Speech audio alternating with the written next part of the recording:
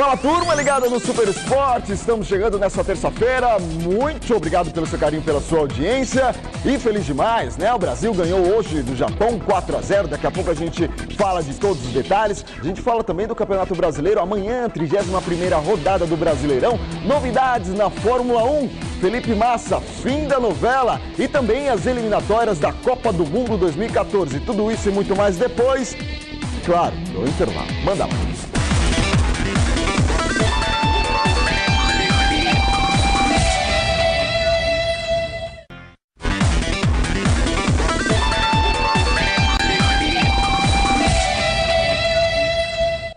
É isso aí, turma, já estamos de volta com o Super Esporte. Seleção brasileira ganhou hoje do Japão 4-0, jogou bonito e o mais importante é que aparentemente está mostrando realmente a cara do Brasil, principalmente com o adversário contra o Japão, né, que pelo menos nos últimos 8 anos cresceu, ganhou um pouco mais de respeito quando a gente fala de seleção brasileira. Gols de Paulinho, também Neymar 2 vezes e Kaká 1 vez. Teve um gol anulado, seria 5-0, gol anulado de Ramírez. Neymar cruzou e Ramírez finalizou, mas aí o juizão achou que a bola saiu e ficou apenas, entre aspas, apenas no 4-0. Lembrando, os próximos amistosos, pelo menos um que é contra a Colômbia no dia 11 de novembro e também depois no mesmo mês tem o Super Clássico das Américas, a grande decisão na La Bombonera contra a Argentina na semana seguinte, depois contra a Colômbia, tá bom? E hoje também a bola vai rolar nas eliminatórias da América do Sul. A líder Argentina em campo, mais uma vez. Manda lá. A Argentina desembarcou em Santiago, onde joga esta noite contra os anfitriões chilenos. Líder das eliminatórias, com 17 pontos, nossos hermanos sabem que o duelo contra o Chile, quinto colocado com 12 pontos, não será nada fácil. Pelo menos foi isso que o técnico argentino Alejandro Sabeddia afirmou na última coletiva antes da partida. Para ele, as 2 derrotas consecutivas não estavam exatamente nos planos do adversário e que agora a meta deles com certeza será de somar pontos. Não importa de que maneira, vencendo ou mesmo empatando. Pedir uma correção, o amistoso contra a Colômbia no dia 14 de novembro em Nova Jersey, tá bom? E no dia 21, Super Clássico contra a Argentina. E na Europa, a bola também vai rolar pelas eliminatórias com presenças de muitos campeões mundiais. Manda lá. Nesta tarde, pelo Grupo B, a Itália, líder com 7 pontos em 3 jogos, recebe a Dinamarca no estádio San Siro. E a Azurra deverá ter problemas embaixo das traves. Isso porque o goleiro Buffon foi visto em uma clínica de fisioterapia, que segundo fontes da seleção, seria para tratar uma lesão na coxa esquerda. Com o possível desfalque, Morgan Santos, do Napoli, e Salvatore Sirigu, do Paris Saint-Germain, brigam pela vaga no gol italiano. Lá na frente, Mário Balotelli deve voltar ao time, após se recuperar de uma gripe. Para o treinador Cesare Prandelli, o duelo será levado muito a sério, sem menosprezo com relação à Dinamarca, pois o rival desta tarde tem um time organizado, com bom ritmo e que geralmente pressiona os adversários. Já pelo grupo I, jogaço entre Espanha e França em Madrid. As 2 seleções estão empatadas na liderança com 6 pontos em 2 jogos. O meio de campo Xabi Alonso alertou para a qualidade do ataque francês, principalmente para as figuras de Ribéry e Benzema, jogadores que, segundo Xabi, estão na elite do futebol mundial. Defender bem, esse é o lema por parte do treinador Didier Deschamps, para tentar parar os espanhóis. Segundo o francês, a fórmula que Del Bosque, o comandante da seleção espanhola, inventou, o 4-6-0, era uma coisa impossível de se imaginar antigamente, mas que traz muito resultado. Deschamps comentou o fato dos adversários jogarem sem um centroavante de ofício e que, mesmo assim, permite que o time deles sejam efetivos no ataque. O duelo entre as 2 equipes acontece logo mais, às 4 da tarde, no horário de Brasília, no estádio Vicente Calderón. Olha, os resultados você acompanha hoje às 6 horas da tarde no Gazeta Esportiva, tá bom? E fim da novela, eu disse no começo do programa que teríamos novidades da Fórmula 1. Felipe Massa renovou com a Ferrari. No início da temporada meio complicado, não pontuando. E aí depois emplacou uma ótima sequência, né? Na Inglaterra, Itália, Singapura, Japão e Coreia do Sul. Então ele renovou 2013 e está lá pilotando na Ferrari, certo? Agora, Brasileirão, porque a Lusa tem jogo importantíssimo amanhã na luta pela permanência da Série A do Brasileirão. Jonas, tá na tela. Aqui na Portuguesa, o amor está no ar. Seja nos gestos de amizade ou até mesmo nas declarações do professor Geninho. Ele esteve no Mesa Redonda do último domingo e rasgou elogios ao goleiro Dida. O Dida, para você tirar um bom dia dele no dia a dia, é complicado. Durante o jogo ele fala, mas ele é muito fechado. Avesso a entrevista, tudo. Agora, é o primeiro a chegar no treino e o último a sair. Você vê? Trabalha que nem um menino, não pede para fazer nada a menos, muito pelo contrário, pede para fazer sempre a mais. E olha que o Geninho tá certo. Mesmo aos 39 anos, Dida trabalha com disposição de garoto. Mas quem tá mesmo com a bola toda são esses dois aí, Boquita e Léo Silva. Depois de cumprirem suspensão contra o Corinthians, eles estão de volta e cheios de moral com o professor. No jogo do Corinthians ficou provado que a saída desses dois jogadores fez com que a Portuguesa tivesse uma queda muito grande no meio. Dois jogadores que estão muito entrosados com os outros daquele setor, ajudam na marcação, encostam na frente.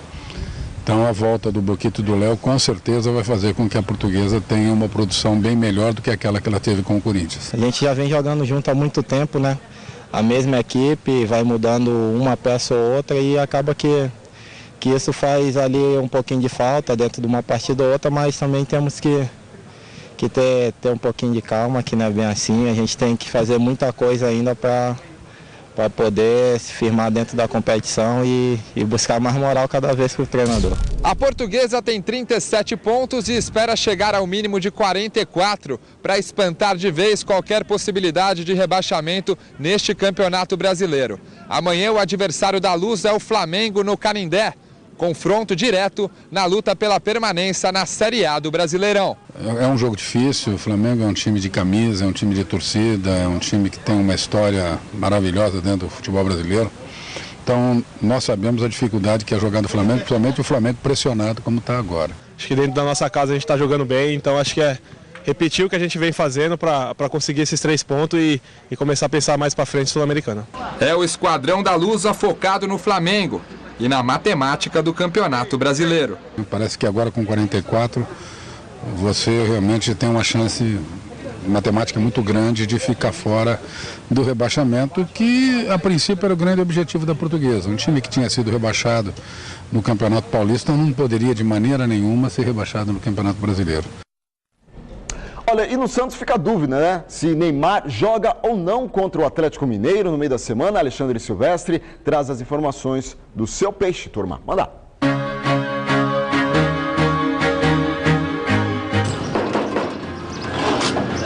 Beleza? Beleza. Obrigado. Licença. Por favor. Fica à vontade aí. Bom. É mais um dia de trabalho no CT Rei Pelé sem Neymar.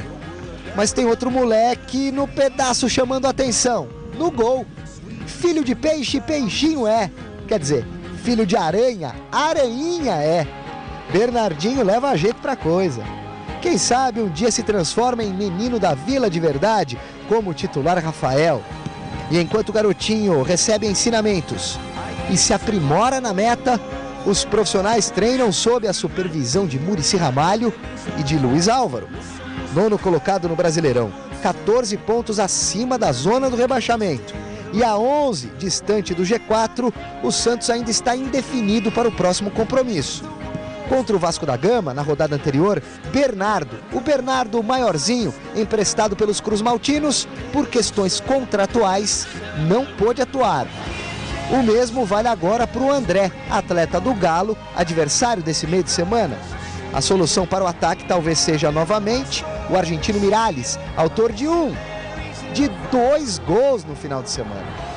A tendência é ir melhorando quando uno va consiguiendo secuencia.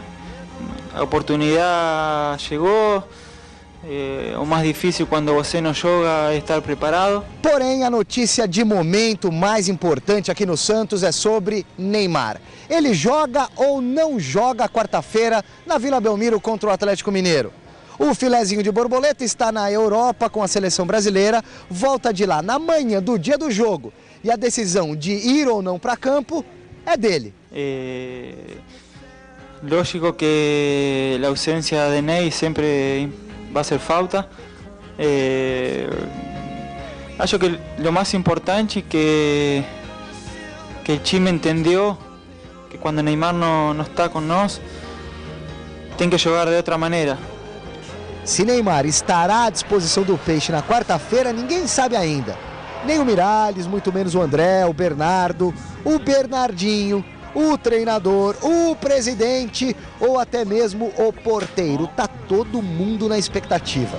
Só saberemos a resposta quando o craque descer do avião.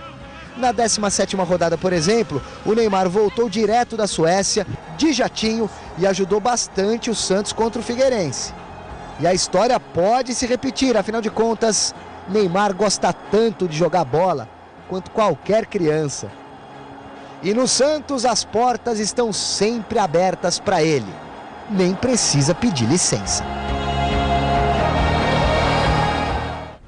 Energia é luxo para Neymar, né? O moleque joga demais e não acaba nunca. Enfim, vamos falar de Palmeiras. Momento tenso no Super Esporte. O Verdão ficou em Recife depois da derrota para o Náutico, treinando de olho no confronto contra o Bahia. Ele, famoso bombeiro César Sampaio, falou ontem com a imprensa. Manda lá. Nós lidamos com paixão, né?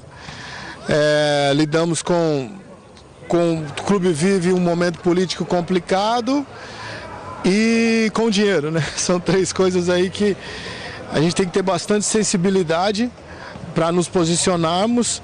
E os verdadeiros palmeirenses, né? A gente sabe que sofrem muito, né? Mas que nesse momento, eu acho que depois do jogo é até natural um grau de descontentamento quando os resultados não vêm, mas agora acho que nessa preparação a gente, principalmente agora, temos o jogo do Bahia aí como um jogo, eu particularmente entendo que é o divisor de águas, literalmente, né? O adversário mais próximo aí nosso dentro e um adversário, temos um confronto direto.